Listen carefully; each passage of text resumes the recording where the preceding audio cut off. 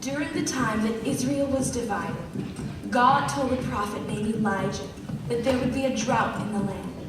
He directed Elijah to leave the area and live by himself for 3 years near a ravine where he would have all the water he needed. One day, God told Elijah to go and confront King Ahab and his wife Jezebel about leading the Israelites to worship a false god named Baal. Elijah asked Ahab and all the people of Israel to meet him on the top of a mountain. Ahab brought 450 prophets of Baal with him. Elijah decided to conduct a challenge to prove that he followed the true God. 2 bulls were brought to be sacrificed. The prophets of Baal laid down pieces of wood and put the bull on it, but did not set fire to it. "Call on the name of your God," Elijah challenged, "and I will call on mine. Whichever answers by fire, he is God." From early morning until noon, the prophets asked their god Baal to send fire, but nothing happened. Elijah taunted them, "Shout louder! Perhaps your God is in deep thought or sleeping." So they shouted louder and cut themselves with their swords and spears, but still nothing happened.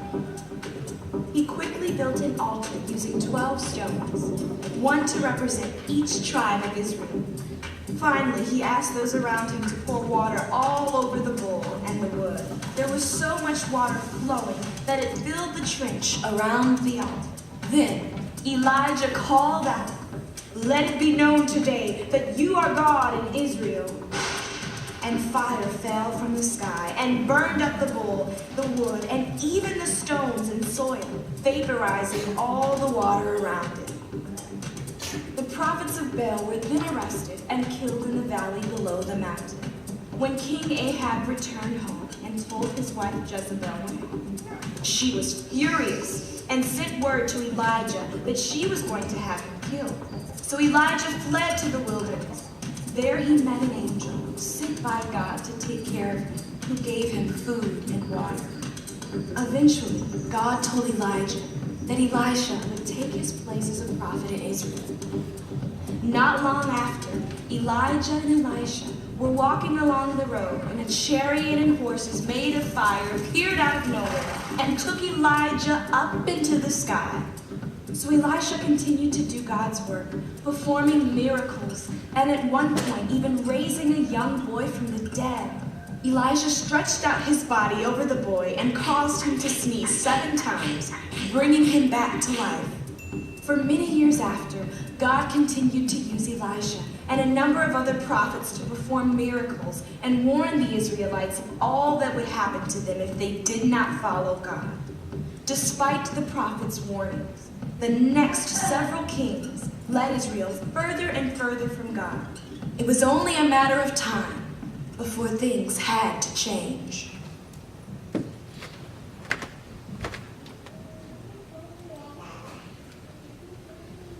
The more I read the story, the more I'm just impressed with how God set this people up for success, and he came to their leaders, and he spoke to their leaders, and he had his actual presence with them, and then it was like a year later they're like, who? Just kind of amazes me how far they all walk away from him. We're going to look a little bit about what God says today. But I want to start with some things that happened last week that were pretty remarkable. There was a woman named Shanti Lakes who is a struggling barista. And she called her supervisor one morning early and said, my babysitter can't come, and I can't come in, and I need to make my rent, and I got to work this shift. And I'm really going to put her behind the 8 ball here. The supervisor said, okay, bring your child in and we'll work it out. So she arrives at work, and there's a bunch of police officers there waiting for her. And she walks in, and the officers say, okay, we're going to have you work for 1 hour, and you work for 1 hour, and you watch them for 1 hour. And these police officers spent their day on different shifts taking care of her little boy so she could work at Starbucks. She said, "I am so fortunate to have a Starbucks family." What a great story. The Apostle James says that every good and perfect gift is from above, coming down from the Father. Nicole Carfagna suffered from lupus. So bad was her lupus that she just couldn't even get through the day.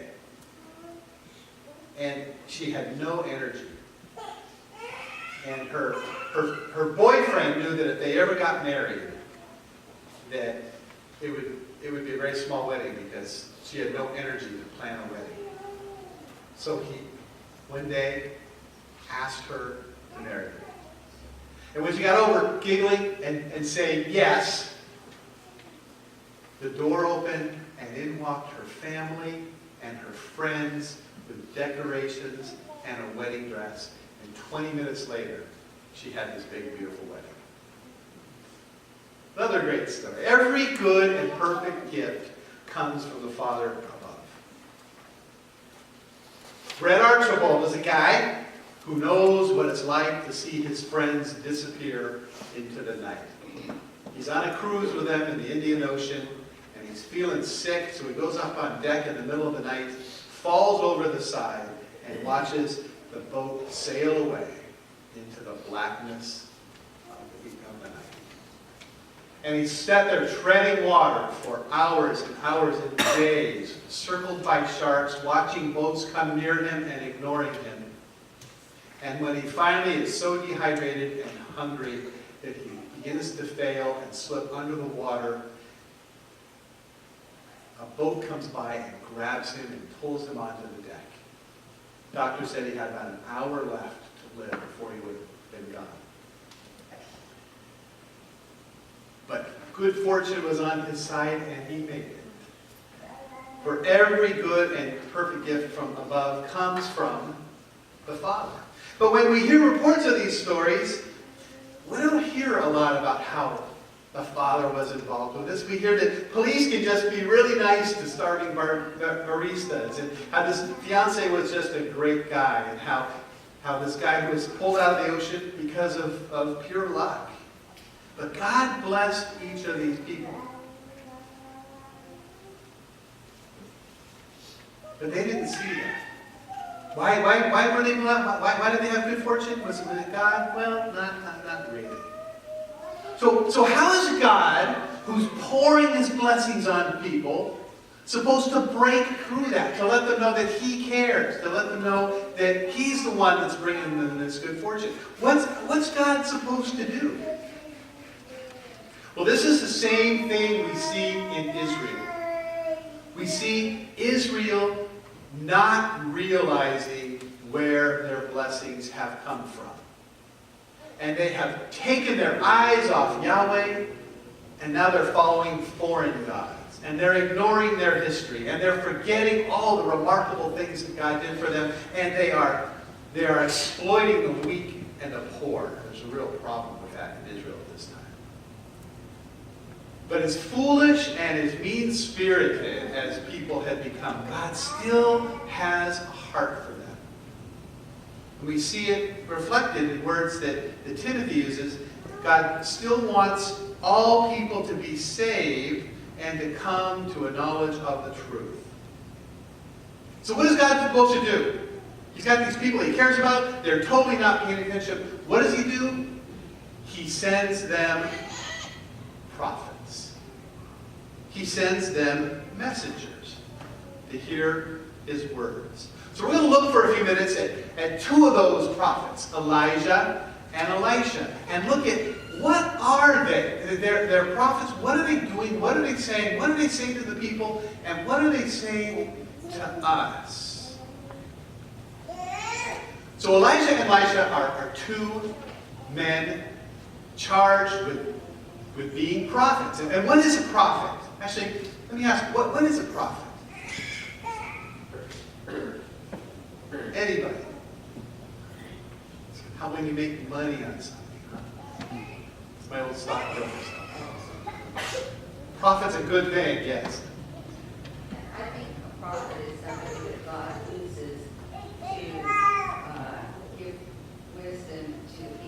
Okay, so somebody that God uses to give wisdom to the people. I like that, Carol. That's good. Anybody else? Foretells. A prophet foretells. Good definition. Yeah, oftentimes we kind of default to that first one, Amy, where a prophet is a predictor of the future. I'm going to prophesy something. We kind of lean on that one. And that's true to a degree, and people who do successfully, not unsuccessfully, but successfully foretell the future are really seen as godly people, and they have something to be said for that. But that is not really the big definition of prophet. It is much more, what's the phrase you used? Give wisdom, yeah.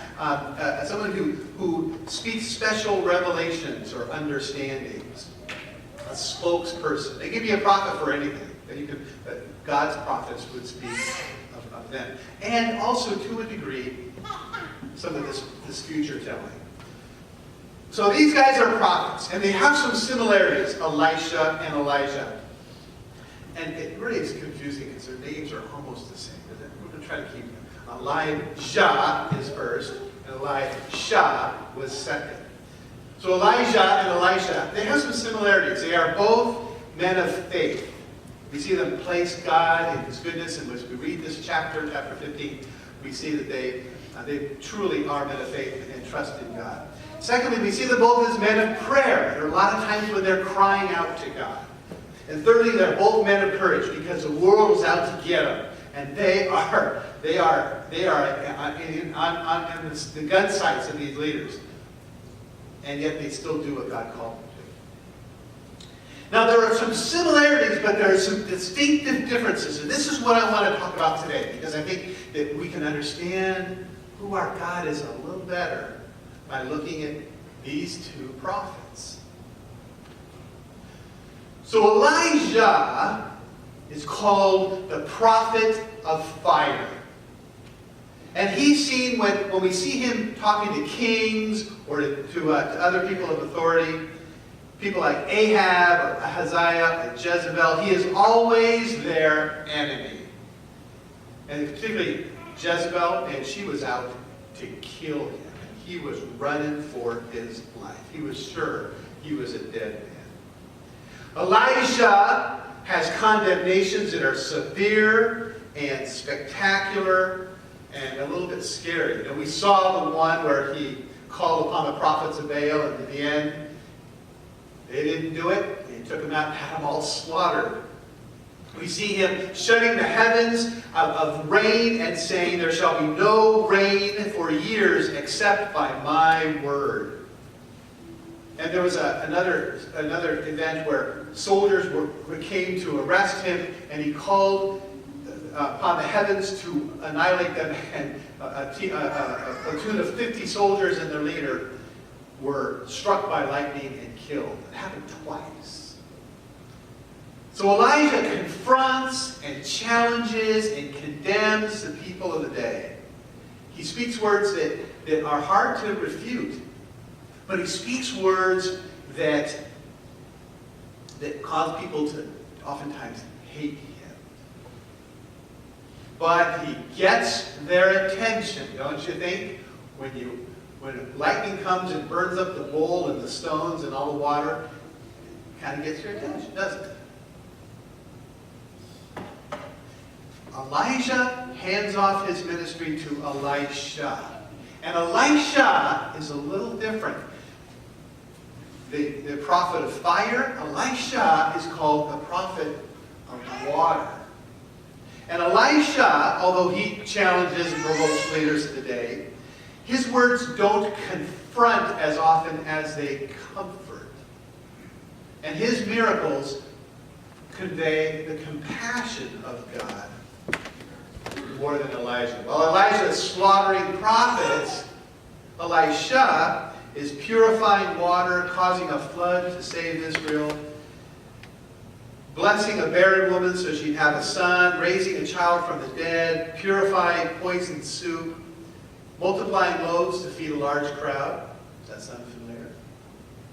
He heals a guy named Naaman of leprosy, and he accurately predicts that the people will be saved during some military sieges, and he predicts that 3 times.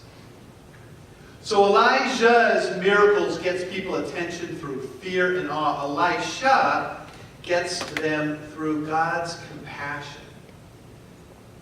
Now, if you've read the book, or maybe you know the story, you remember when Elisha and Elijah come together, and Elisha says, hey, I'd like to have your ministry.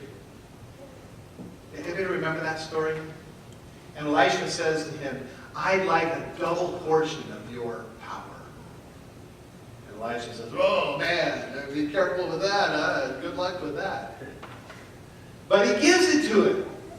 And Elisha ends up doing twice the number of miracles that Elijah does. So what does that say? We've got Elijah with these scary, awe-inspiring miracles. And we've got Elisha with these compassionate, comforting miracles. Double the number of the first. Does that say something about who God is and how he wants to get our attention? Bears get our attention. They scare the heck out of us, or they can invite us. God's nature can scare the heck out of us, or not. When he scares us, theologians call that his alien work. It's not really his preferred work. When we talk about God, there's another word here, proper work. God's proper work is dealing with us with compassion. So God will do the alien work of awe and fright. But his desire, his heart, is to care for us. Do you see him in your life in either of those ways? Do you see him in the lives of others in either of those ways? I hope you see God's gentle work. But if you don't see God's gentle work, if you see his accusing, harsh, awe-inspiring work, it's not because he doesn't care. It's because maybe that's what we need to pay attention to who he is. Because God will do what it takes to make us realize that he is here with us. He will do what it takes for us to realize that blessings come from him and are not random. He'll do what it takes for us to realize that every good and perfect gift is above. It comes from him. Every day, remarkable things happen to us. Because God wants us to see his goodness in the corners of the world. Do you see him? Have you seen him? Is his voice scary or is it comforting? It doesn't really matter what his voice is. His message is always the same. He says, I am here. I bless you. And I want you back. And I have always wanted you back. And that is good news. He wants us back.